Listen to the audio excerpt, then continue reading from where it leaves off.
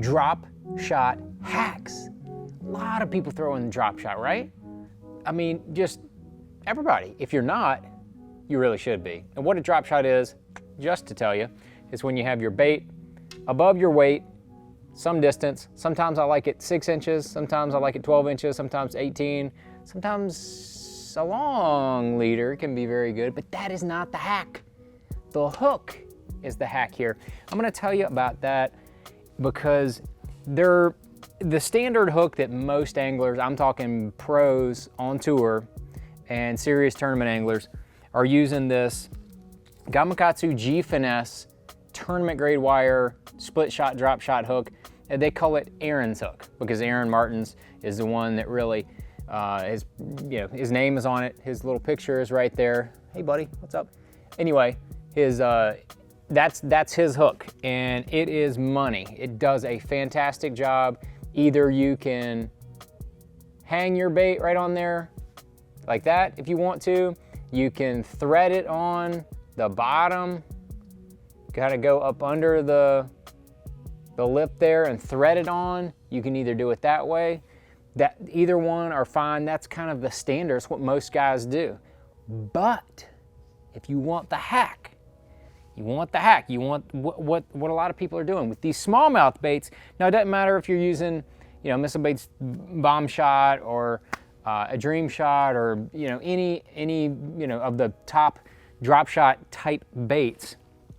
What some of the guys are doing, and I am one of the guys starting to experiment, is I'm gonna start threading the bait on the hook so that my hook is totally exposed and it's already about halfway down the worm. You can see that right there? Now what happens is when those fish come up and bite it, instead of with this other hook set up, those fish, when they come up there, let's say you have it just hung on there like that, they come up there and bite it, and when they hook them, you're gonna hook them right around the lip most of the time. With this deal, we're talking mostly smallmouth here. They're gonna come up and eat it, and then you're gonna hook them deeper inside of the mouth. Now what happens is when that fish jumps, you've got more leverage because the shank of the hook is longer. The shank is longer, you have more leverage there. Plus, when that fish comes up and jumps, that hook's not gonna be close to the edge of his mouth to where you can get any leverage. It's deep down in his throat, so the hook's not gonna be able to wiggle around in his mouth. It's stuck down in his throat, and it's in the roof of his mouth, or it's in the side of his cheek, or wherever, and it can't swing around as much. When you're fighting them, you're gonna lose a lot less fish with that hook hack. That hook that I'm using is the G-Finesse worm light wire hook right there. That's the #1 that is in the Bomb Shot. If your bait's a little bit bigger, you might go up to like that's the 1/0. You might go up to like the 1/0 here. That was the #1. You might go up to like the 1/0, something like that. If you're putting a bigger quiver worm on there like that. Like if I'm just gonna, I'll just show you. I'll thread this bad boy on there real quick like. I'm gonna just thread that on there. It's a 4.5 inch, thicker, beefier worm. So I'm gonna thread that bad boy on there, just like so. And when I do, you can see that if that's on a drop shot, the hook is, almost halfway back on the body. So when those fish bite it in that open water, boom, you got them hooked deeper inside of the mouth than you would with something that's hooked just right in the nose. And I don't think you're gonna have a big action interference when you're doing this. As you can see, the back of that Bomb Shot is just, it's got a ton of action. If the bait, Rebel worm, whatever it is, if it's got plenty of action beforehand, that loose portion is gonna have action anyway. So don't get too tied up in that portion. But that is the hook hack that some of the guys are starting to do on tour. Now, a number of the guys on tour are going to this tournament grade wire stinger hook, and that's something that Brent Ehrler came up with. It works really well, but as you can see, it's very similar to Aaron's hook, but the shank is a lot longer.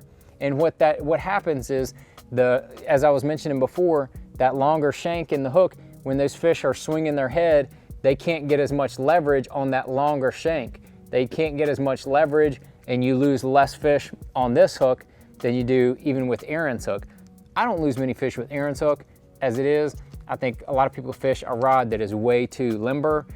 I use a Cashin drop shot rod. It's one I designed specifically for drop shotting. You need to be able to put enough wood and keep firm pressure on those fish, especially the smallmouth. Keep firm pressure on those fish.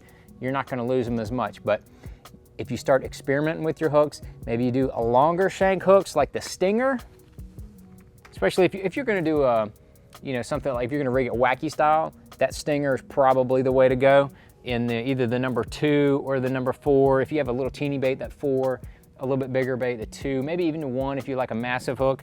But if not, that light wire worm hook in the G-Finesse series, that's probably the way I'm going to be going here. And as you can see, that once you thread it on there, it's got that keeper.